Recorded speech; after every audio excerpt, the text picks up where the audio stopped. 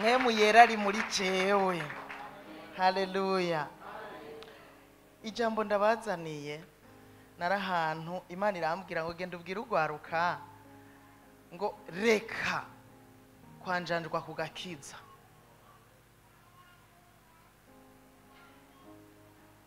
Ngo reka kwanjanjwa kugakiza.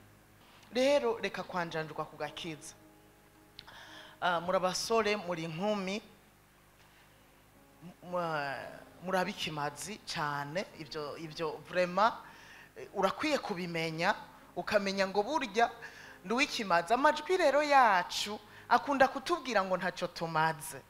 Jewe mvukira hahandi, jewe ntafise bya bindi, jewe ntafise na 10,000, jewe Imana ntiraba kufise 10,000, ntiraba ko wavukiye ahahambaye, ntiraba ivyo. Ariko nagira ndakubwire ngo uruwikimazi. Kuri uwikimazi rero ubimenye, wimenye, ni wifata uko utari. Erega iyo umuntu atimenye yifata uko atari. Rero mwimenye ni mwifata uko mutari. Ikindi uko kubikimazi Imana yababitsemwe ubutunzi bukomeye. Ndababwira ubutunzi butatu gusa Imana yababitsemwo bwotuma mubona yuko muri abadasanzwe, hanyuma mukifata neza, nimwanjanjwe ku kintu na kimwe, nimwanjanjwe kugakiza, nimwanjanjwe kuri ubwo butunzi Imana yashize muri mwebwe. Haleluya. Kristo Yesu ashimwe. Haleluya. Nanje narinje kukubwira ngo kubera narinje kukubwira ngo imbere yuko mwifuza ibindi byose mwoba mwumva mukeneye, banza mukizwe neza. Banza mukizwe neza. Ukijijwe neza ndakubwire ni nadimira zokubumba usanga arakubeshejeho nk'umwaka wose. Sinzi ko Imana izobigenza, mugabe ikintu ukeneye gusumba ibindi byose kizwa neza. Mukaba muri hano mwarakijijwe, nimukizwe neza. Nimuba kazuyazi, nimube abadakonje kandi batabize. Kuko ni mwabuko Imana izobadahwa. Ibadahwe muri abasore mwari mutunze, mwarabikimazi, mwategezwa kuba bikimazi mu muryango, kuba bikimazi mu ishengero no kuba bikimazi mu gihugu. Ariko Imana ice ibadahwa. Imaze kubadahwa nyene Imana ikudashwe. Ino sira kudahwa, Uburundi burakudahwa, abavyeyi barakudahwa, uzokwisanga n'abagenzi bakudashwe. Wa mukobwa Imana yakudashwe, umuntu azokuresha uyu munsi, ejo ntumenye iyo yanyikiye, kumbe Imana yarakudashwe. Wa muhungu uze kuresha ugumugonga amapoto, umwe mu kwa mbere, uwundi mu kwa kabiri, mu kwa gatatu, gushika mu kwa 12 uzo umaze kuresha abakobwa 12. Ata numwe yemeye, ahubwo bagende bagututse. Wa mukobwa uzoreshwa n'abahungu, weho ntibazoba 12, kuko ushobora kureshwa na 5 mu kwezi kumwe. Bangahe mu kwezi kumwe? Ariko ejo wizera ngo uyu namukunze, uyu ndabona kumengo uyu nemeye, uyu nukuri, ejo niyongera kamvugisha bya bindi mwigirisha ngo yango nzobira, ugaca ugenda ejo yo kongera kamvugisha, ejo yo kongera kamvugisha, noca nemera. Hanyuma urindire kwa kuvugisha kuvuyemwo. Kumbe Imana yarakudashwe kubera wabayeho hano muri no shengero, ntukonje ntubize. Byukuri ibintu byo kudakonja ntitubire. Ejo bundi nariko ndiga ku bantu baba mu itiro ryo mu buryo bw'imwemu, no byo gukonja nitubibikanye, nitubibibize, sangana ibintu bibishe. Kubona Imana yaravuze ngo izobadahwa, nukuri birumvikana. Mukaba mwarakire Yesu nk'umwami n'umukiza. Ibyo kumufenta canke ibyo gufenta abungere mukaza dimanche, abakirisu banyandwi niko tubita twebwe, banyandwi bakizwa dimanche, bagendana Bibiliya dimanche, bumva ijambo ry'Imana dimanche, bagasoma ijambo ry'Imana dimanche. Ni babandi duheza gusoma agaca guma muri Bibiliya agaca arabara suite. urumva twahejeje gusoma ni mwicare rero twumva ijambo ry'Imana. Urumva hamwe mwasoma ntazi bwari ubwambera agaca bandanya suite we ugeze ku minota 30 uri kurapresha we wari karasoma ya chapitre kubera niho yara bahavuza carahabona acaja kuhasoma. Tuzoguhinyura yuko ariho ugifata bibiri uri kurasoma. Haleluya. Dukizwe neza. Ndiko ndababwira ngo mukizwe neza. Nanje ndifuza gukizwa neza. Ndavyifuza, ndabirondera, ndavyirukako kugira ngo nkizwe neza. Uko nakijijwe neza ni Imana nidahwa abakirisu gusa. Uko natwebwe imbere yuko tubabungere turabakirisu. Imbere yuko tubabungere turabakirisu. Nariho n'abapastori Imana yadashwe kera. Hariho abavuga butumwa Imana yadashwe kera. Hariho abadiyakoni Imana yadashwe kera. Hariho abaririmbyi bafise amajwi meza ariko bagenda mu rusengero Imana yarabadashwe kera kubera ntibakonje ntibabize barafise itaranto Imana yabashizemwo akajwi keza nyene bakaza ngaha mugabo arabana aho hanze bibikashi mu miryango aho bakorera ugasanga ni ibintu bibishe. Rero urimo ubutunzi bwinshi kizwa neza bizokugirira ikimazi wewe ubwawe imbere yuko bigirira ikimazi bene data. Mwari muzi ko gakiza ari twebwe kagirira ikimazi imbere yuko kagirira ikimazi abandi. Mwari muzi ko ubutunzi buri muri twebwe imbere yuko bugirira ikimazi abandi bubanza kukigirira twebwe. Rero gwaruka kizwa neza. Kizwa neza imisi ni mibi. Imisi ni mibi, ni mibi. Ni mibi numva no kugira inama ko wokizwa neza ahandi ho bizogucanga kubera imisi ari mibi. Ubona ibisa n'ivy'Imana mugabo atari ivyo. Usange watwawe wagiye. Ubu nagira ndababwire ngo mu nzu y'Imana nibisanzwe umengo vyarabaye bisanzwe ko umuntu aja mu nzu y'Imana mugabo aja ku mupfumu. Ibi birahari. Umuntu aja mu nzu y'Imana ariko ari umusambanyi kandi abikora na samedi yamyeyo. Hariho n'uza mu rusengero yarayeyo. Akikora neza kumbe yaraye gusambana mugabo arito yaraje mu rusengero. Imisi ni mibi turi mu rucangatirane turi mu bintu bivangatiranye bigoye. Rero kizwa neza mu izina rya Yesu. Nanje nkizwe neza. Nitwakizwa neza amatwi yacu y'imwemu yuguruke. Nitwakizwa neza amaso yacu y'imwemu abone neza. Nitwakizwa neza mwemu yerazoba muri twebwe aturongore atwigishe atugire inama aturongora tushitse kukumenya ukuri kose kw'Imana ukuri kose kwa Bibiliya. Haleluya. Nitwakizwa neza mwemu yerazoba muri twebwe duce twama ivyamwa vyiza vyamwa vya mwemu yera duce tuba abantu bakundana vy'ukuri. Urukundo rube muri twebwe gukuri. Urukundo gukuri rube muri twebwe atari uburyarya atari hariho abantu muri twebwe akundana uyu munsi ejo akaba yahebanye arimo baratora nyare je nagiye gusanga abajene baratora uyu munsi kandi apana ivyo gukundana vy'abahungu n'abakobwa eka umukobwa mugenzi we cyangwa umuhungu mugenzi we ngujya ngo twahebanye kera mwaheba ntimwari mwigeze mukundana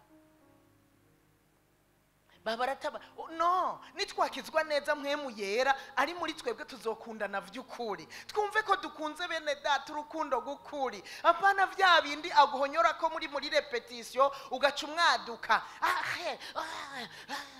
harabo biri hafi cyane n'amajambo nibi cyangwa utanavuze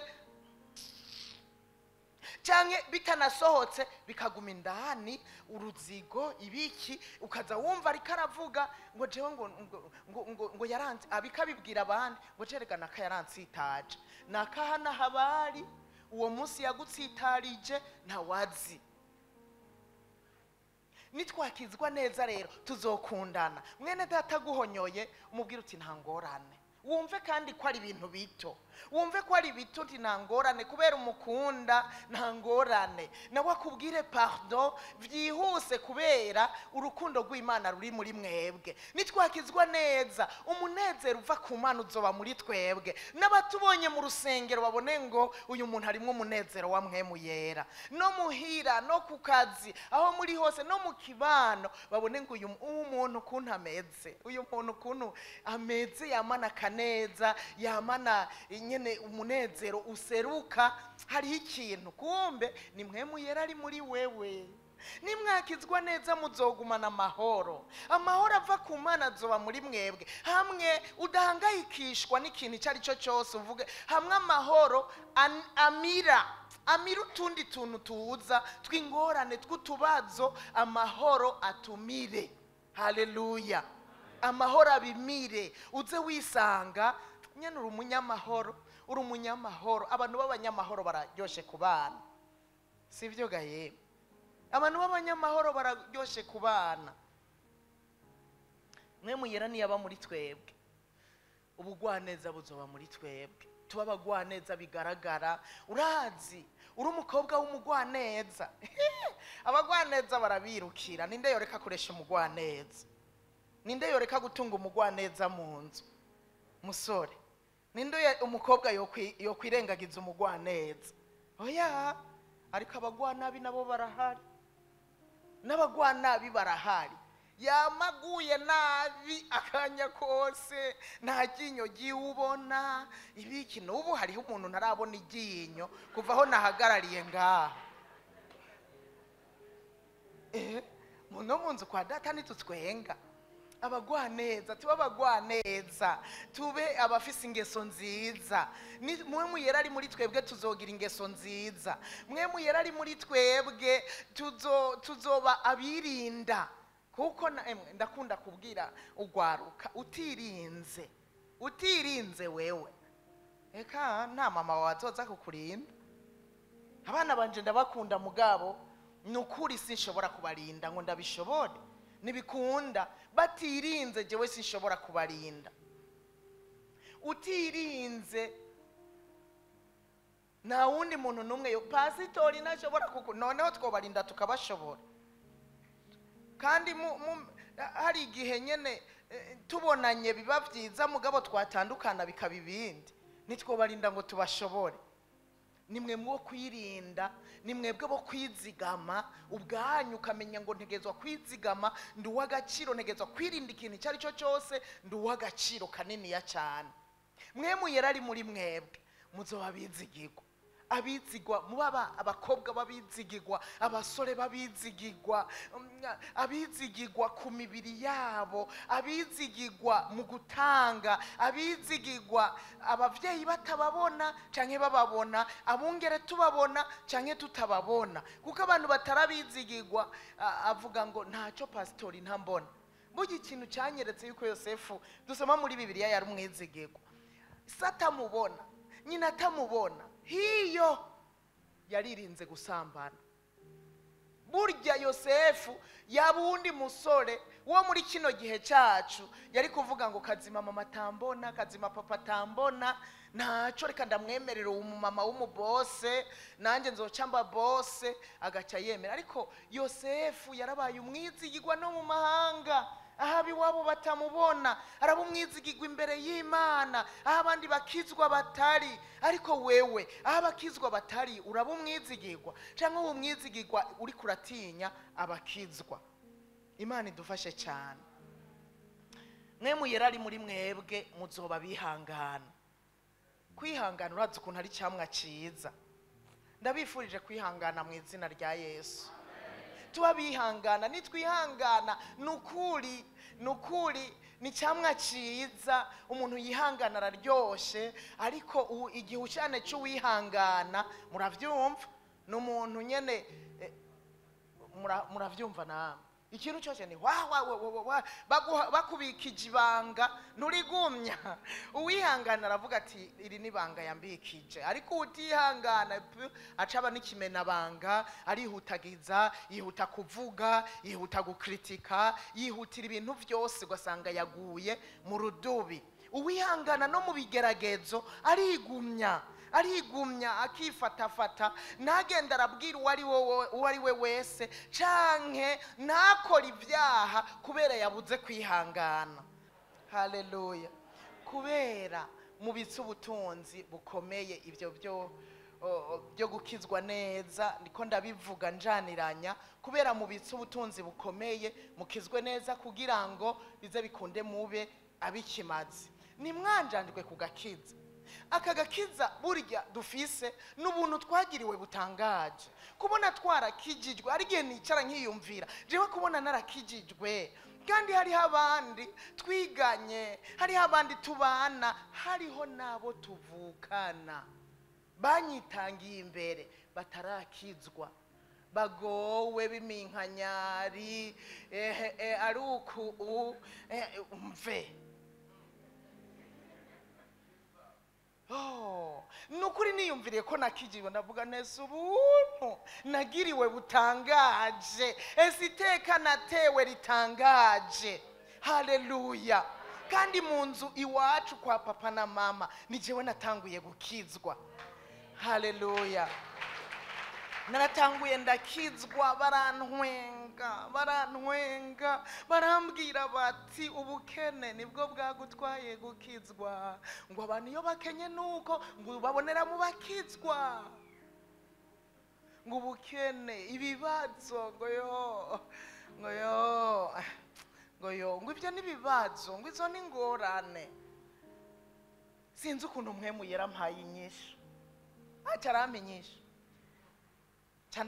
ndababaza, nagira ndababaza, muri iki gihugu canke mu muryango wacu gusa, sinirigwe ndaja kure, ni jewe cyanyene nkenye, canke mu muryango wacu ni jewe cyanyene mfise ibibazo, mwebwe mufise umuyoro wavyo. Kandi n'ubukene wewe ushobora kubutunze wari kurabivuga utunze kundusha, mugabo naho nyene sinibaza ko ari cyane. Mugabo nagira ndababwire, ndakabona nkenye mpungire muri Yesu, ndakabona ngize ibibazo mpungire muri Yesu. Icoma namwe ejo canke hirya yejo mugakena mugahungira muri Yesu, canke ukenye n'ufise ibibazo agahungira muri Yesu, ndavuga birakabona, ndakabona nkenye nje muri Yesu. Haleluya.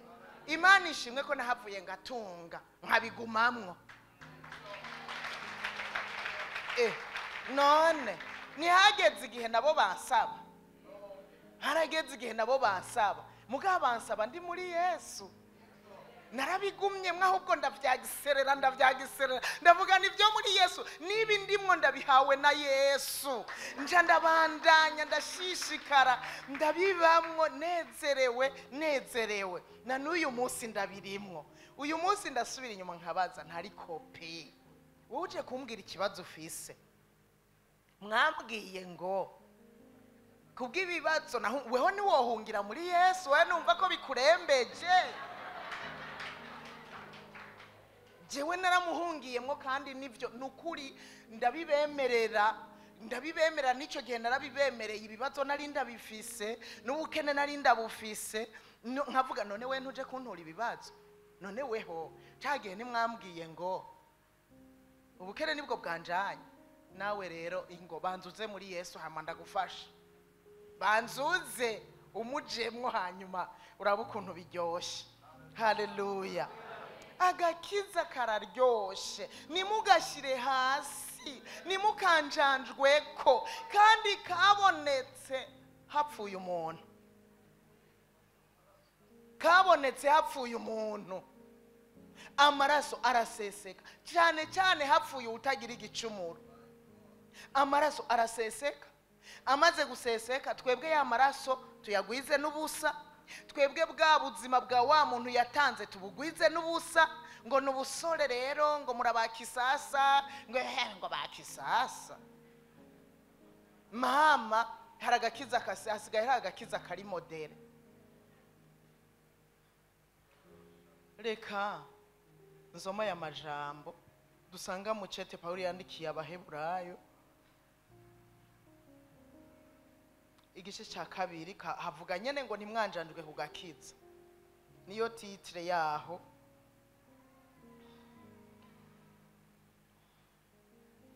Abaheburayo 2 duhere ku murongo wa mbere.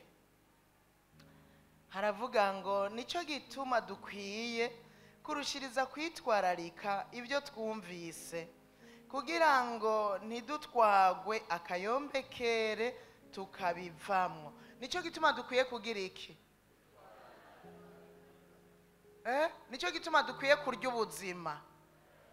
Kurya ubuzima basigaye babyita ngo kurya ubuzima. Ngo uri he ngo nagiye kurya ubuzima.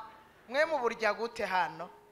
Abandi ngo baburira ku musenyi, abandi ngo baburira ngo mu maresitora, ngo niko kurya ubuzima.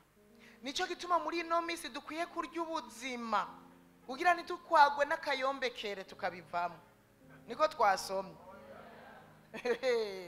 Nico gituma uyu munsi dukwiye gukoresha cyane internet kuko niterambere tugezemwo kugira ngo ntidutwagwe akayombekere tukabivamo. Nico gituma dukwiye kurushiriza kongerezako. Nukuvuga kurushiriza n'uyu munsi, nejo, na hirya yejo, no mu mwaka uza, no mu uzoza, uhora kidutije ubuzima. Turushirize kwitwararika, gushira umutima, haleluya, kuvyo twumvise bijanye n'aka gakiza. Ivyo mwumvise, nibi mwumvise uyu munsi, muzoce mubandanya mu vyitwararike cyane. Ivyo mwabwiwe, ivyo mwasomye, mu vyitwararike cyane kugira ngo nidutwagwa akayombekere tukabivamwo. Bisigura ko bishoboka ko tubivamwo kandi turaza babivuyemwo. Hano ntaba hari babivuyemwo. Hano bo bahari babivuyemwo. Oya ni hari iwacu gusa, tweho turafise babivuyemwo. Muhura hewe n'amahoro wewe wagiye he? ngo ngurumva nyene ngo hano nabonye mudakundana. Ngo utwigishe basi wewe gukundana, wewe kukundana ubwo yuguma hano ukabitwigisha. Ugwitwazo ntirubura, iyo babivuyemo ugwitwazo ntirubura. Umurongo ugira 2 uvuga ngo kwijambo ryavugiwe mu kanwa k'abamarayika ryagumyeho, kandi ibicumuro byose no kutaryumvira bikagererwa ingero bikwiranye. Tweho oya mwumvise ijambo ryavuzwe n'abamarayika, n'ibicumuro byose no kutaryumvira bikagererwa ingero bikwiranye. Burya hariho abagerewe imbere yacu, hariho bariko barageregwa, hariho n'abazogeregwa mu minsi iri imbere. Tweho tuzokwigiza dute nitwanjanjwa ku gakiza kangana gutyo? Aka gakiza kabanje kuvugwa n'umwami wacu. Erega ivy'aka gakiza umwami akiriho atarapfa yarabivuze, mbere amaze no gupfa akazuka yarabivuze. Haleluya. Gakomezwa kuri twebwe n'abakumvise, kandi nabonye n'amaraso yarabasesekanye. Abakumvise ubwa mbere za ntumwa, gakomejwe kuri twebwe n'abakumvise, bihereye kuri ba Petero, kuri ba Yohana, kuri ba Mariko, barukana bariya bose, bihereye kuri bo. Urumva karaza gakomezwa kuri twe, karakomera muri twebwe. Kandi burya natwe hariho abantu bakwiye kuzokomezwa n'ibivuye muri twebwe, n'ivyo tubabwiye natwe. Burya hariho umuntu utegerezwa gukomeza wewe, hamwe azovuga ngo agakiza kakomeye muri jewe bivuye muri naka. Haleluya. Twebwe haraho vyaturutse, namwe mugira abo mugashikije ko ako gakiza. Imana ikamere haruguru kabanje kuvugwa n'umwami wacu, gakomezwa kuri twebwe n'abakumvise. Imana ifatanije nabo kugashingira intahe, iyishingisha ibimenyetso n'ibitangaza n'ibikomeye by'uburyo bwinshi. n'ingabire za mpwemu yera zagabanganijwe nk'uko yagomvye. Haleluya, haleluya. Ego urumva ntacyo tuzireguza niwanjanirwa kugakiza uyu munsi kavuzwe kuva, kandi ibyo bavuze abamarayika, ibyo bavuze abavugishwa n'Imana yuko abatumviye ibi bazohanwa, barahanwe cyangwa ntibahanwe.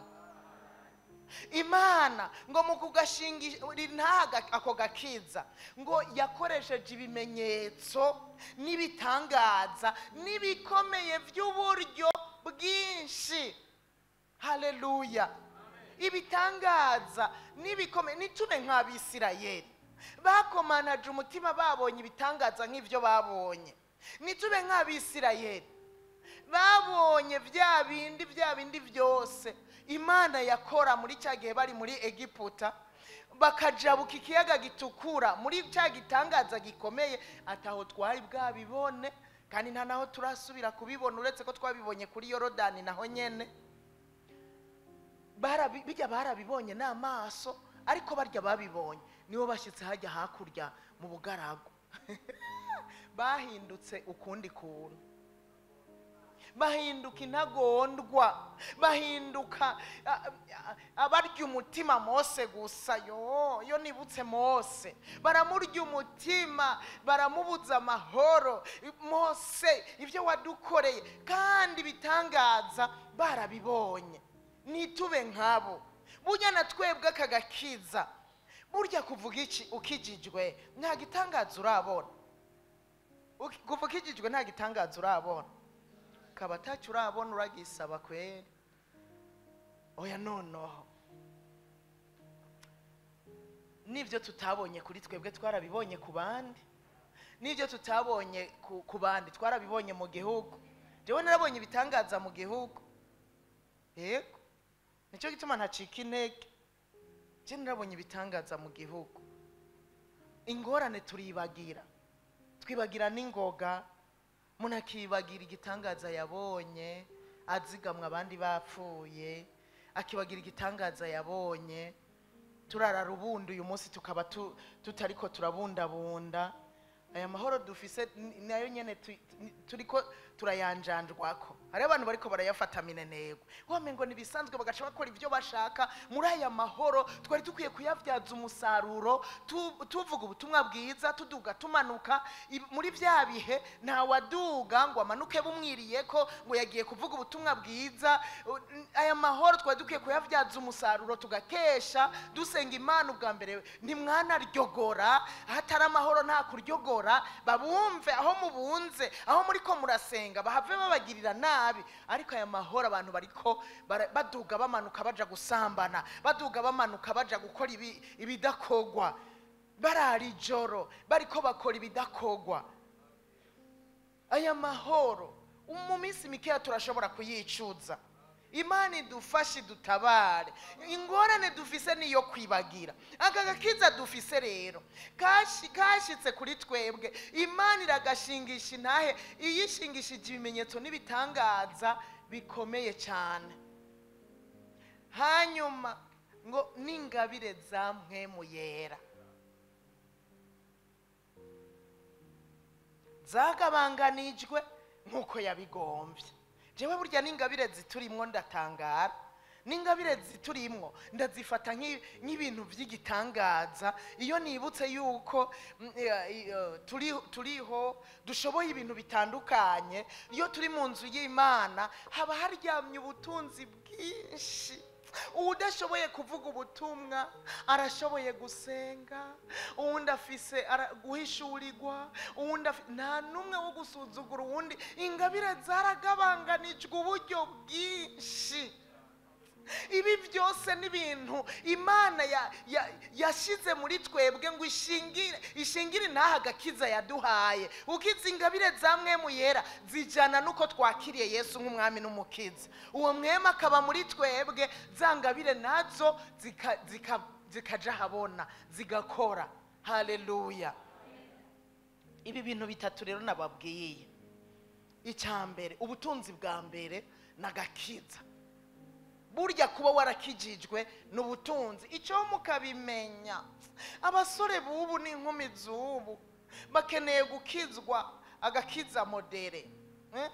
Bakeneye ibintu biri modere, agakiza kari modere. Uza wumva iyo tuvuze ibi tukavuga biriya by'agakiza ngo namwe ngo murarenza urugero. Aha nanje mugira mumbwire ngo nje kurenza urugero. Mudakijijwe neza nta mugisha imbere, mudakijijwe neza nta mahoro imbere, mudakijijwe neza nta rugo rwiza imbere, mudakijijwe neza nta kazi keza, naho uzokaronka uzosanga wabidabanganije.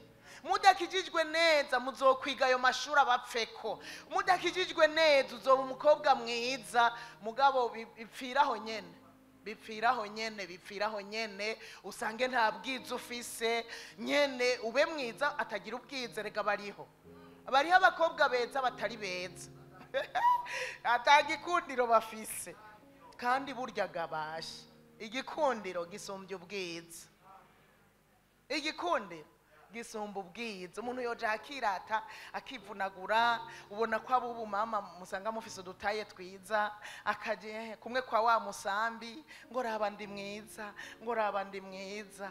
Igikere gikundwa kigaca kivuga ngo agatima ariko, agatima ariko. Agakiza gatuma tugira igikundiro, agakiza gatuma dukundwa hemwe, gatuma dukundwa. Nimukizwe neza abakobwa, mukundwe hemwe. Nta mukobwa akizijwe neza azobura umusore. Kandi Imana rero ntigabitanya. Ntushobora kuba umukobwa akijijwe neza ngo Imana iguhe igipfu. Oya.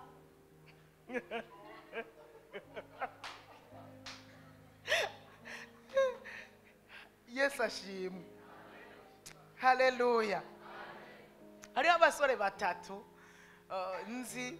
Abo basore batatu n'abana bari mu ibibazo bitandukanye, hanyuma turamenyana ndabarihira ishuri. Abo basore batatu rero bahavuye baronka abakobwa beza, bafise abagore beza. Ndavuga umwe ndamubaza nti wewe warose umugore asa gutyo bigenze gute? Mwiza cyane vraiment, kandi apana bw'inyuma gusa, no nindani. Umugore mwiza atuje, umupfasoni akorera Imana, yishura neza, umupfasoni pe umuravye. Ndavuga ntibyagenze gute? Hanyuma yanyishuye neza, yavuze ngo mama, icyo ndagushimira gikomeye hamwe no kutwigisha amashuri, uribuka ko ari wowe watubwiye amakuru ya Yesu, ngo bakobwa twabahawe na Yesu. Yo, numva nyene arabirokonesa. Nukuri ukijijwe neza wa musore, bwa bundi bwipfunagura, azipfunagura agutera akagere, kumbe Imana ikubikiye mwiza w'inyuma n'imbere. Wewe kizwa neza gusa, wewe ntiwanjanjwe kugakiza gusa, ibindi urindire Imana nigideni. Agakiza n'ubutunzi budasanzwe. Ko mufise ubwo butunzi rero nimubwanjanjwe ko, nimubufate minenegwe. Haleluya. Nagakiza nababwiye kavuye mu bise bikomeye, kavuye mu mubabaro ukomeye, kavuye mu gukengegwa nabo waremye. Urazi gukengegwa nabo waremye? Rero nimukanjanjwe ko, ndabibasavye. Kandi noneho Imana yabantumye kereka nimwanjanwe, nimufate minenegwa gake. Ni ikintu c'agaciro mwahawe, ni ikintu c'agaciro mufise, nta kindi kintu c'agaciro uzoronka nk'agakiza. Oya, kigiki imodoka bagonga ikahinduka igipapuro. Oya, icy'agaciro n'agakiza. Kubera agakiza imodoka urashobora kuyigenderamwo ejo ugahindura. Hariho abazihindura nk'uko bahindura amashati, mugabo bakazozigenderamwo, amaherezo bakazibatwaramwo ku mpanda, mbere sizo babatwaramwo, babatwara muri za zindi zirezire zikwiramwo serikeyi, mugabo ntibaje mu ijuru. Agakiza kazotujana mu ijuru gabasha, agakiza kazotuma tubaha ibihe bidashira, agakiza katotujana kubana n'umwami wacu, agakiza kazotuma basha tutongera kubabara, tutongera kurira ukundi, agakiza kazotuma tubona Imana nzima, tukayibona imbona nkubone, na Yesu yatubambiwe tukabona na za nkovu z'imambo, tugafata minenegwe, tukanjanjweko, dushira imbere bitagira umutwe n'amaguru, akaba ari byo dushira imbere. Abantu baravuga ngo twabuze amahera ya bisi yo kuja gusenga, mugabo amahera ya bisi yo kuja kuramutsa umugenzi bavuga ubusutwa akayaronka. Nibyo canke sibyo? Turavuga ngo twabuze amahera ya bisi yo kugenda muri repetition, mugabo akubwiye ngo uje guserva kubera wibaza kuza guhurirayo n'abasore, ugaca ugenda wiruka na ya bisi ukayaronka, mugabo mu rusengero utagiye. Ni ivyakagakiza rero bitwigisha kumenya ikintu kiza imbere y'ikindi, ikintu kiri prioritaire mu buzima. Agakiza katwigishe kumenya ikintu kiri prioritaire mu buzima. Ibintu vy'Imana biri prioritaire kuba twarakijijwe. Akagakiza ushobora kuba warakijijwe afise na Bibiliya, mugabo agakiza answa ataka kurimwo, uri uwo kwizina, uwo bita umunyedini. Abanyedini ni babandi bitwa ko ari ab'Imana canke bakiriye Yesu, ariko bakamuvuga ku munwa mugabo imbere atabiriyo. Oya, akagakiza katwigishe guha priorite ivy'Imana. Basore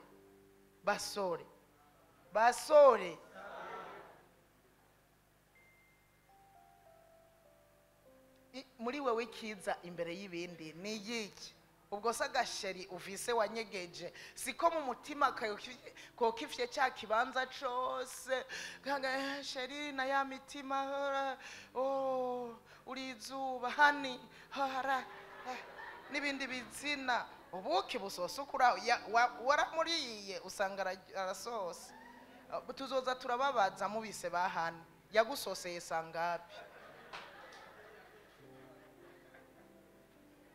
Ikibanza cyose ugasanga niwe wagihaye. No, ikibanza cya mbere ni icy'Imana, ni cya Kristo Yesu yaduhaye ako gakiza, yitanze ku bwacu. Ibindi byose n'abandi bose barakurikira, ariko yabanje kuja imbere. Rero nitubifate minenegwe. Burya ikigaragaza ko wanjanjwe, ibi ndiko ndabivuga nshaka kuvuga iki kintu kivuga ngo kwanjanjwa. Ikigaragaza ko ikintu ucanjanjwako no kuvuga urashobora kukibika muri saro uryama mu cyumba. Ikigaragaza ko ikintu canjanjwako urashobora no kukibagirira ku kazi, kandi no kuvuga ngo nta kamaro gifise, ariko ikintu gikomeye kiza imbere y'ibindi. Mumbaze jewe umunsi wa mbere narose $20,000, ndayaronse twagiye hanze, ubundi bajya batambukanye baba baratwitangiye imbere kandi baba mu bihugu arandaba ryiza aratundungikira. Oya, yayampaye baduherekeje kuri aeroport, hanyuma hajya turi muri transit, umukuru w'igihugu bena araganira n'umukuru w'igihugu wa mu première dame na araza kunganiriza, hanyuma dusezeranisha arambwira ngo ndafise agakado gatoya, hanyuma ako gakado tugeze mu ndege kameme candugurura kugira ndaba ko gafise agaciro canke kadafise agaciro, menya aho ndakabika. Menya aho ndakabika. Chanda dugurura pole sangamwo $20,000. Chanda henge kanereka wa udi twubakanye ni hewe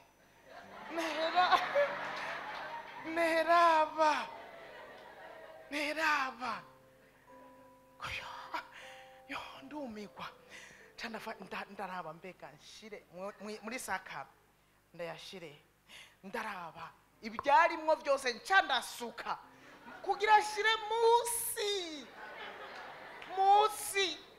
musi mumenye ko ntasinziriye naguma nibaza za family bwari ubwa mbere ndayaronse na wewe ndabizi wo yaronka ubwa mbere ntunwenge wo yaronka ubwa mbere nawe ndazi kutogoheka muriko murabyumva mwabyumvise ico cyari ikintu nisi cy'agaciro Yesu ashimwe aha ndiko ndabashaka kubabwira ikintu cy'agaciro ntucanjanjwako ubika hadata amafaranga dutwaye ajya utwaye hanze dutwara amadolari cyangwa amaeho bivanye naho ugiye duyatwara nawe ndumva yibagiye ngo yashire muri sute muzombwire umuntu muri hariya muyusize hariya munsi ntibibaho ushira hafi yawe kandi uzirikana ko utwaye utubayabaye mugana we nyene utubayabaye biva ku muntu utwaye utubayabaye urajya mugasinzira uwundi munsi nararyamye nsanga mu ndege baribahe nararyamye ndasinzira mu hotese yabonye ko nasinziriye araza arasopa sakame kuko mu ndege turasinzira nyene tuba twanarushe hama rero nibagira ko ntwaye ivy'agaciro mugabo yo no kuri aho hantu nari nashize ishakoshi yarandegeye kweri nsanga yavize ishakoshi yose yatwaye kandi nikanguye icy'agaciro wikanguye ngenda kuraba aho nabitse nsanga ndababwira icuye ubwo nyene cyaciye kibira ubwo nyene icuya kirambiramwo nsanga ishakoshi iragaragara sindari hoteli nta kintu na kimwe ikintu cyasigaye burya n'umusazi aratinya ikambi niwe mugani bavuga ngo n'umusazi aratinya ikambi amahera ya action de grâce icyo gihe bari bayampaye kenshi hari igihe bayampa tugiye turiko turaja kuri aeroport ngenda na envelope nca ndashiramo niyo kandi bimaze gushika kabiri n'uwundi munsi baranyivye turi mu Bufaransa hasigara dime yonyene rero aho no kuvuga ko nari nanjanjwe kuko ikintu utajanjanjwako no gusinzira ntusinzira sinzi ko turi kumwe gahemu ndiko ndavuga ngo nimba umuntu yandikiye abaheburayo yababwiye ngo nimwanjanjwe kugakiza nimukaryama umukondora zosi ngo musange mwanyazwa gakiza nimukaryama umukondora zosi muzosanga nimwanjanjwe kugakiza ngo mugafata uko mugomba kwanjanjwa kugakiza ndabivuge mu bundi buryo nurumva agakiza ugafise umuntu akanjanjwako burya agakiza nanjye ndababwire ngo karavomererwa hemwe agakiza karavomererwa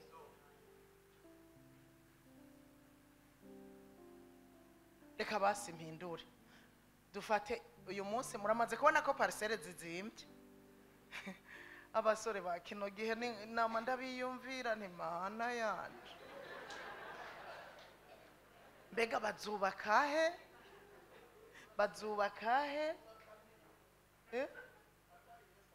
nukuri kizwa neza muzozironka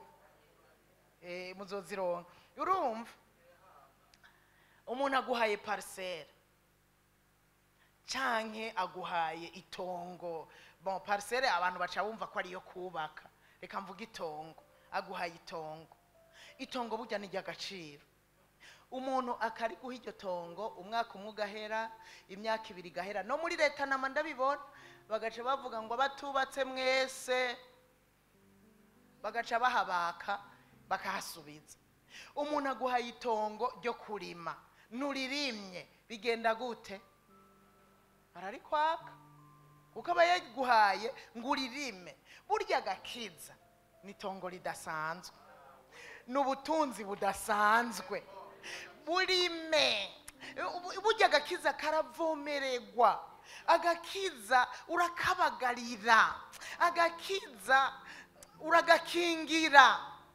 Agakiza karakingirwa kuko hariho umubandi yitwa Satani, arakabundiye. Burya bundiye agakiza kawe, arakabundiye ngo aguteshe kubandanya urugendo. Rero ndabasabe agakiza mugakingira.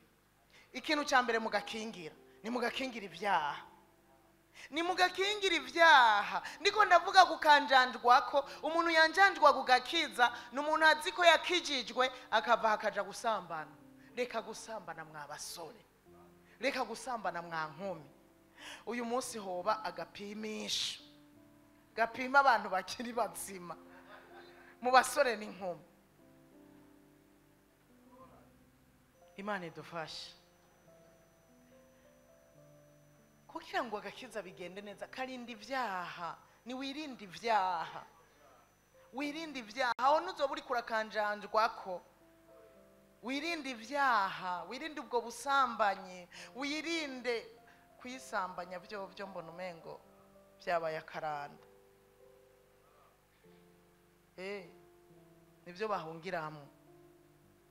N'abahuza ibitsina babisangiye no mu nzu y'Imana ubu byateye, byagwiriye kweri kugira abakobwa ntibatwarinda n'abahungu ntibatwazinda. Ubu nuguca bahuza ibitsina babisangiye.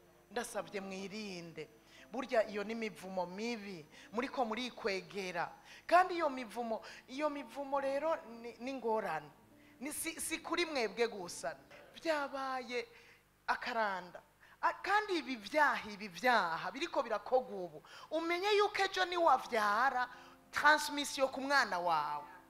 Burya uyu munsi kwirinda ibyaha kwacu ni ukugira ngo reka mprotege umwana nzovyara, ndamukingire kuzogwa muri ibi. Uko plus usambana cyane umenye umuvyeyi umwana wawe akagenda uribagira yuko wanabikoze, hanyuma ukaza gufyura amaso.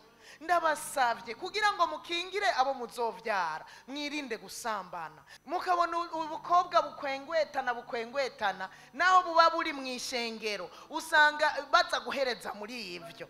Hariho umwana w'umukobwa wa murindi shengero, uwo mumama ariko arambwira umwana wiwe kugira ngo tumusengere.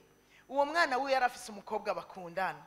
Uwo mukobwa vakanse zigeze yacaza kurara iwabo, hanyuma yamara indwi iwabo. Wa wundi mukobwa nawe iwabo defile bagira uku. Uwundi munsi barahindura ngo bagiye gufatira vakanse mu Rwanda. Kumbe bagiye nyene ahiyaguye umugani wawe nyene bidegemvye. Yo sinzi ukuntu mama wiwe abihishuriwe, yari karasenga bwabaye ubuntu bw'Imana, arabihishurirwa. Hanyuma bihurirana nuko nanje nabirose, twese tubihurirako. Hanyuma ndamubwira nti kuko yaguma avuga ngo nukuri jewe wewe avuga ngo dusenge, niyavuga ngo dusenge kubera iyo defile. Kumbure yavuga ngo dusenge kubera uwo mwana agumaza iwabo, atumva ukuntu yomwankira abavyeyi biwe, kandi aza muhira agateza ubunebwe wa wundi. Nivyo ntiyari bwigere yiyumvira ivyo babamwo mwijoro, ntiyavyiyumvira. Kumbe tuza dusanga nivyo babamwo. Aho rero ageze kukuririmba nyamukobwa, ageze kugucuraranga nyamukobwa igitari. Nta wundi mukobwa aracuraranga igitari nkawe. Mugabo umve babitanguye kera nyene, turasenga tumaze kubihishurirwa kugira ngo nyene umuntu niyanabimubaza azavyemere. kuko ntibanavyemera. Rero mu nyuma aratinda aremera ko ari byo bahoramwo. Hamwe umuvyeyi aranduka umutima, hamwe wumva ugize ubwoba ubuze amahoro, ukabubesha, uzovyara umwana besha. Ukabura umufunga kiwani, abantu babafunga kiwani bakijijwe vrema, ugasanga n'abafunga kiwani, uzovyara umwana afunge kiwani okare canke exposa sisi. Ukaba udokora utari umwizigirwa mu mafaranga, uzovyara udokora wewe azoba umubandi wo mu rwego rwo hejuru. Ukaba udatanga ikigira 10 n'abandi ntacyo bazotanga, n'abana bawe ntacyo bazotanga. Rero agakiza tugakingira ivyaha kugira ngo tuzigama nitwanjandwe kugakiza, egare kwirinda ivyaha. Wirinde ivyaha ibyo ari byo byose, nako wobona ari gato ukirinde kugayira umuntu mu mutima, ishari naho abandi batorimenya, inzigo, ugwanko, amacakubiri, ishavu. Narinzi umumama ashavura cyane, nashavura akamara ukwezi atavuze. None wose umwana natunze jewe ukwezi atavugishije umuntu numwe wo mu nzu. Yahora bigira imisi ngahe asutuye umunwa atavuga, nkavuga nti hewe habaye iki, twakugize iki kumeze uko. Akaje ibintu bitagira umutwe n'amaguru.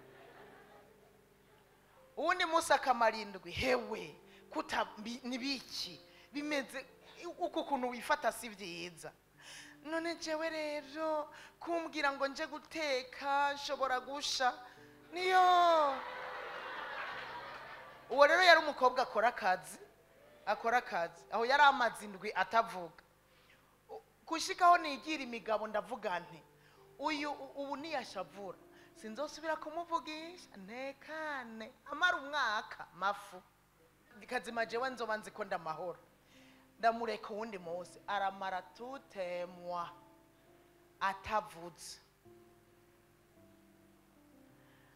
acavyara umwana avuga ngo jewe rero ndashavura. Ku munsi ugira 3 canke 4 ca numva ashaka kuzana imbuga itango nikate.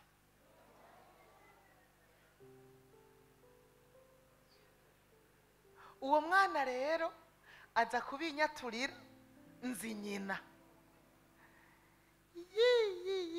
Ndavuga nti kwivyara aho si exposaga, iyo si exposaga. Mwavyumvise? Ibi tukora uyu munsi tuzosanga ejo biri mu bana. Imana idutabara, Imana idufashe. Gwaruka irinde kubesha kugira umwana wawe ntazokubeshe, kuko kubesha azoca bihera kuri wewe. Azoca bihera kuri wewe, nazohera handi, azohera iwawe. Irinde bijya vyaha byose irinde kugira urinde urunganwe ruzokurikira. Imburi, hari imburi yo muri kino gice ca 10 mu cete Paulo yandikiye Abaheburayo. Imburi kuva ku murongo wa 26, imburi igice ca 10 umurongo wa 26 kumanuka hepfo. Haravuga ngo namba dukora ivyaha ibigira nkana, kandi tumaze guhabwa kumenya ivy'ukuri, ntihaba hagisigaye ikimazi c'ivyaha. Mwavyumvise? Namba dukora ibya burya imisi umaze muri Kristo Yesu, burya nuramenya yuko gukora icyaha ari bibi. N'utarakizwa arazi gukora icyaha ko ari bibi. Ariko noneho twebwe nimba dukora icyaha ibigira nkana, umuntu azi ko ari bibi, umuntu azi nyene ubizi neza, numva nta kindi kimazi kizoba gisigaye c'ivyaha. murongo wa 27 abahasigaye kwitegana ubwoba gucigwa kwiteka no kwitega umuriro w'inkazi uzorigata abansi b'Imana. Waravuze Yesu, waratambye icuya kikabira, ibaze ugacurindira umuriro w'inkazi. Vrema warisonzesheje nawe woba umunsi umwe 28 mugabo abakora ibyaha bigirankana muravyumvise ko atakindi barindira uretse kwitegana. Muriko muravyumva kwitegana mwari mukwiye oya ubwoba ntibuba bugihari. Iyo umuntu ariko arakora ibyaha bigirankana ubwoba buragenda, ariko twari dukwiye gutinya uyu muriro w'inkazi uzorigata abantu babaye intumva, abantu bakoze ibintu bigirankana, abantu banjanjwe kugakiza. Iyo ndiko ndiyumvira ibi nja niyumvira turakunda kwakira no gufata ya majambo Yesu yabwira Pawulo ngo abahevye vyose bakankurikira bazoshumbushwa. Bazoshumbushwa hamwe umwe yanditse ngo incuro 100 uwundi ngo umurengera. Jewe nafashe umurengera no shumbushwa 100 gusa. Oya jewe nafashe umurengera. Azoshumbushwa umurengera ari muri inosi ariko kandi aronke n'ubugingo budashira. Burya no kuri ibi niko biri. Nituzofata ibyo byiza gusa ngo abahevye Yesu. Oya nabanjanjwe kugakiza bagakora ibyaha bigirankana bitege gushumbushwa bari muri uyu mubiri umurengera, bace bitegana ubwoba umuriro w'inkazi uzorigata abansi b'Imana. Imana idutabara. Tukiri muri uyu mubiri tuzoba nka kwa kundi ngo ivyo urabikora ngahora. Uyu munsi urashaka kubona umengo ni sawa na mahoro, naho ivyo urabikora ngahora ukibaza ko mwanye nawe hazogera igihenda bigaragaze imbere y'amaso y'abantu bose banabimenye bigaragara. Uwundi munsi narahantu hanyuma Imana irangendera mwijoro ngira inzozi, naho nyene numva ijwi rimbwiye ngo bwira pastori kanaka. Cyo gihe nari muri Tanzania mbere, ngo bwira pastori kanaka ngo ivyo ngo urabikora ngahora, ngo ivyo rero ngo n'ubusambanyi ntabyo narinzi, ngo ivyo urabikora ngahora ukibaza ngo mwanye nawe ngo hazogera igenda bigaragaza imbere y'amaso y'abantu. Canja kuri internet canda mwandikira nije wiri joro Imana yambwiye uku nuku nuku. Acha mbwira ngo wamwa ngo tekana urazi kuvutse vuba, urazi kuri umwana wejo tekana. Sinishuye nyene naciye ntekana, ariko ndababwire haheze indwi imwe gusa abakuru b'ishengero 5 baciye bamusanga mu ihoteli ari kumwe no mu maraya ariko aranywa boke afise n'itabi. Uwo n'umupastori umwe yambwira ati we uri kadogo.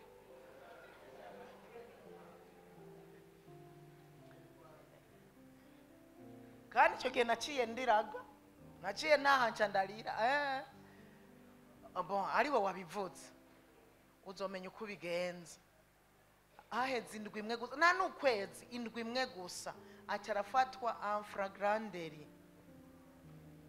Hariho abandi badafatwa en flagranteri ariko wewe yaciye afatwa. 28 havuga ngo ukengereye ibyagezwe bya Mose ibyabona 2 canke 3 biramwicisha atakigongwe. Mugira ngo umuntu nazo bakwiye guhanwa birushirije cyane asiribanza umwana w'Imana akiyumvira amaraso y'isezerano yamwejeje ko ari igihumane agacokora mwemu w'ubuntu. Ayo majambo yanteye ubwoba. Urumva ukengereye ibyagezwe bya Mose ibyabona 2 canke 3 baramwicisha nakagongwe. None nimba ukengereye ibyagezwe bya Mose yicwa habaye ibi byabona 2 canke 3 atakagongwe. Uyu mwanditsi yandikiye abaheburayo yaciye avuga mugira ngo nazoba akwiye guhanwa birushirije cyane. Oya nimunyumvirize hemwe, nimunyumvirize mugira ubu bwoba nanje nageze. Aya majambo y'Imana nayo kuri, mugira ngo umuntu nazoba akwiye guhanwa birushirije cyane asiribanza umwana w'Imana. Urumva gukora ibyaha bigira nkana no gusiribanga umwana w'Imana. Ugenda gusambana uri kurasiribanga Yesu, kwisambanya uri kurasiribanga Yesu, utukana cyangwa ubesha uri kurasiribanga Yesu. Ibi bintu birakomeye kandi cyane.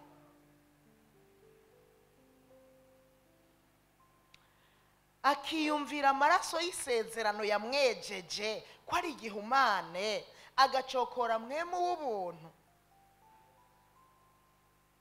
Uyu muntu nazorushiriza guhanwa birushirije. Imana idutabara. 30 havuga ngo kuko tuzi wavuze atuguhora n'ukwanje, ni jewe nzobasubiriza mu nkoko, kandi atuhoraho azocira urubanza abantu biwe atakinya. Jewe rero aya majambo abiri, burya Imana cyangwa umwami wacu uyu munsi yicaye ku ntebe y'imbabazi. Uyu munsi munkurikire neza, iyi Mana twizeye mwumva uko imeze, ko atahihuriye n'uhambaye wizigira canke utinya. Ushobora kuba utinya umuntu gusumba uko utinya Imana, ivy'agakiza ukavyanjanjwako gusumba uko wubaha umuntu. Ni wubaha agakiza kari muri wewe. Uyu muntu rero, uyu muntu yaduhamagaye, yaduhaye akagakiza. Uyu munsi yicaye ku ntebe y'imbabazi, ahicaye nk'umu avoka wacu atuvugira. Muriko muravyumva? Atuvugira. Mugabo wundi munsi azohindura costume,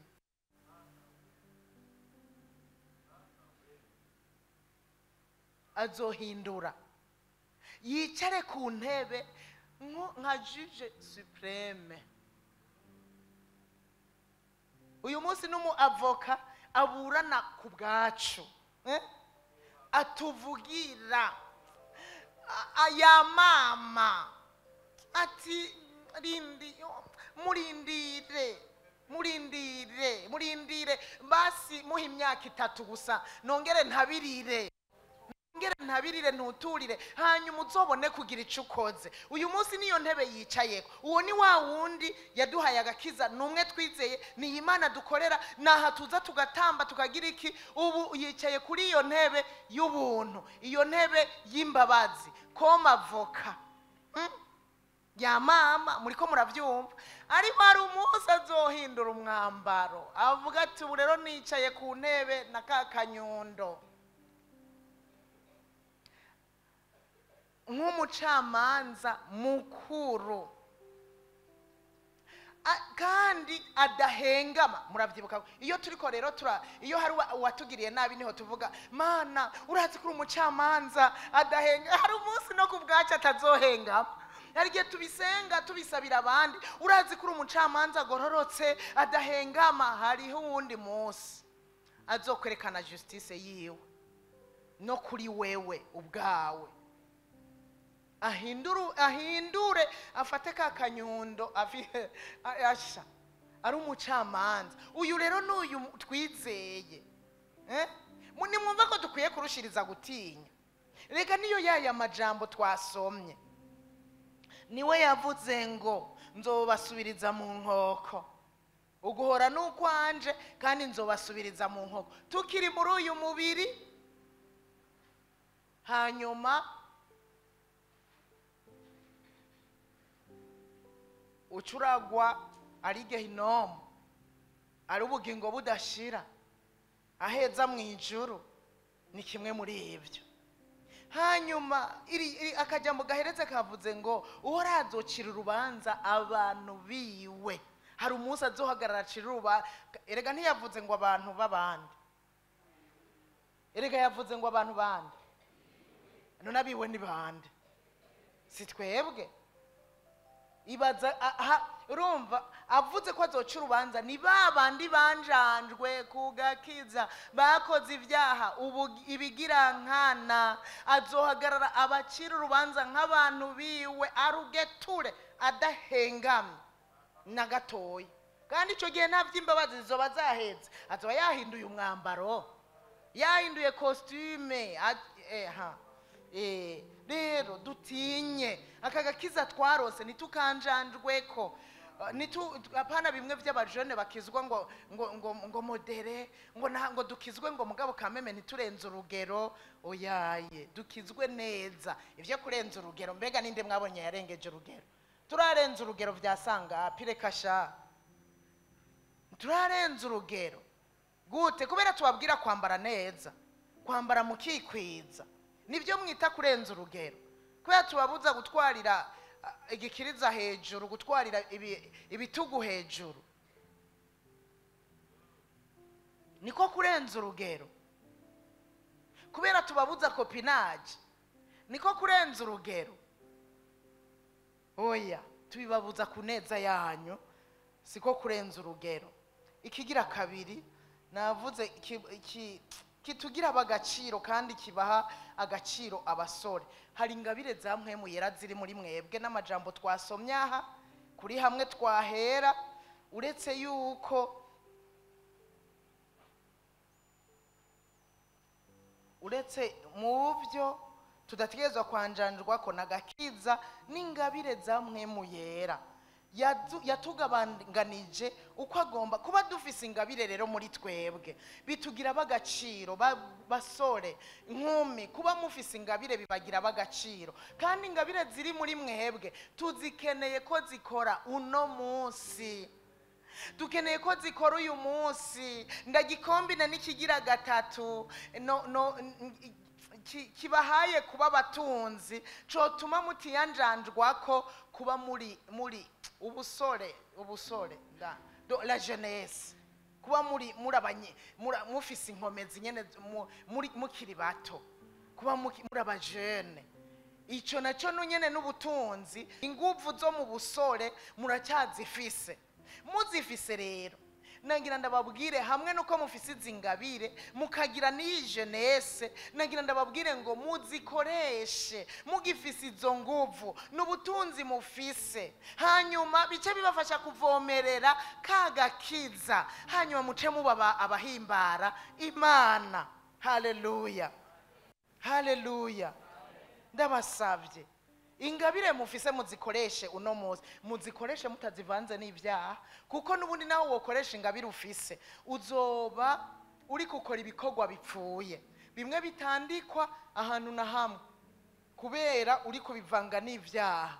Ariko reka ingabire Imana yabashizemo muzikoreshe mu bugororotsi, muzikoreshe mutunganye, muzikoreshe atamajwi abagiriza ikibi, hanyuma muzoce mwimbura mukiri muri uyu mubiri. Yesu Kristo ashimwe. Burya nimwahagarara neza mugakoresha izo ngabire za mpwemu yera zagabanganijwe muri mwebwe uko yagombye kugira ubikimazi. Erega ingabire ziri muri twebwe no kugira ngo tuba bikimazi, cyane cyane ku bandi bamererwe neza. Niwazikoresha neza sibo bazotangura kunguka. Nubwo tugukeneye ukora ibyo tudashoboye, ukore ibitari muri jewe, uwundi nanje nkora ibitari muri wewe, ariko ni uzotangura kwimbura, uzohembegwa ingabire ziri muri wewe. Nimwanjanjwe rero kugakiza ngo mureke no gukoresha ingabire ziri muri mwebwe, muzosanga mwahombye umugisha zifurure. Nico gituma Pawulo yandikiye Timoteyo aramubwira ngo ntihakagire ukugayira ubusore bwawe. Yarakira umuntu w'inkomezi. Ntihakagire ukugayira ubusore bwawe. Urumva, jeunesse yawe abantu bayigaye, ube kumugayo ugenda usuzugurwa. Oya, Pawulo aramuhanura rero nukuri, haba mu mvugo, haba mu ngendo, mu nyifato. Icete cya mbere yandikiye Timoteyo igice cya 4 umurongo wa 12, umva unyumve, ntihakagire uwuzokugaye uri kuravuga mu ngendo, mu nyifato, ntihakagire uwuzogusuzugura mu busore bwawe. Nawe rero numva ari byo nokubwira, ntihakagire uwukugayira ubusore bwawe, izo nkomezi ufise ahubwo zihagararemwo neza, zihagararemwo neza, bigende neza mu rukundo, mu kwizera, mu mutima utanduye. Ntihakagire uwukugaya, ube ahubwo icyitegererezo ku bandi, ube icyitegererezo ku bandi. Ubu hariho abasore ari wowe uzobabwira ubutumwa bwiza atawundi, kandi hariho abantu tubwira ubutumwa bwiza mu ngeso tutiriwe turavuga, abantu bakakuraba inyifato, urukundo rwawe, ukwizera kwawe, bakuravye gusa bakavuga bati kubera kumeze uko uranjana nanje aho usengera, hanyuma bagakizwa kubera wababereye icyitegererezo. Rero ndabasavye, yaciye amwandikira kuri uyu murongo wa 14 hanyene muri iki cete, mu gice cya 4 aramubwira ngo ntiwanjanjwe ku ngabire iri muri wewe, ntiwanjanjwe ku ngabire iri muri wewe, ndagusabye ntiwanjanjwe ku ngabire iri muri wewe. Umurongo wa 15 aramubwira ivyo ubishire kumwete uvyamemwo, kugira ngo kuja imbere kwawe kubonekere bose. Mbega uraja imbere abantu bakabibona? Burya urakura mu mpema abantu bakabibona, urakura mu kwizera abantu bakabibona. N'umwungera akavuga ngo umwana wanje yakuze mu kwizera, kuko burya yamwandikiye aya majambo Pawulo yarahejeje kumuzeza ishengero, ahari ahantu yari yaramuvanye naho yaramushikanye. Hanyuma ntiyashaka ngo bigarukiraho, ariko yashaka ngo ubandanye kubera abantu icitegererezo, ariko kandi ntiwanjanjwe no ku ngabire ziri muri wewe. Muriko muranyumva? Muriko muranyumva? Ntiwanjanjwe ku ngabire ziri muri wewe, kugira ngo uvyamemwo ivyo gukorera Imana, uvyamemwo ubishire kumwe mu mwete, kugira ngo kuja imbere kwawe, gutera imbere mu buryo bw'impemu kwawe kubonekere bose. Reka ngeza kwari kubabwira ngo ntimwanjanjwe ku gakiza. Muri abanyenkomezi, muri abikimazi, turabakeneye cyane muri iyo jeunesse yanyu nyene, niho tubakeneye. Ni waba umutama uzogira ikimazi kuri bikeye, uzoba utagishobora no kwikenyeza, abandi bagukenyeza wumva wogira ikimazi gute? Ariko muri ubwo buto bwawe turagukeneye, n'ingabire ziri muri wewe uzikoreshe neza, uzikoreshe ubera n'icitegererezo abandi, hanyuma niho uzoba wikimazi nyene mu nzu y'Imana, hanze hose no mu muryango. Burya bihera no mu muryango, mbere mwishengero hagakurikira, mu gihugu hagakurikira. Ico baciza nuko by'ukuri wowe wikimazi, kuko utabaye wikimazi uzotabwa, kuko igiti kitama kiracibwa kigatererwa mu muriro. No mu muryango utabaye wikimazi, abavyeyi bazovuga bati kukugira no kutakugira nico kimwe. Mwishengero uza ugatonda ukicara umwaka umwe 5 10, niba kuja imbere kwawe ni kuriko kurabonekera umuntu n'umwe mu mugurimwo. Nagira ndakubwire ngo uzoba nka ca giti bicira kubera kitariko kirama ivyamwa. Muri ico gihe rero biraba mu buryo utazi, ugasanga nyene hariho ibigenda bikubako, ariko ugasanga nukubera utari kurama ivyamwa. Nuko rero agakiza mwahawe canke twahawe nitukanjandwe ko mu izina rya Yesu.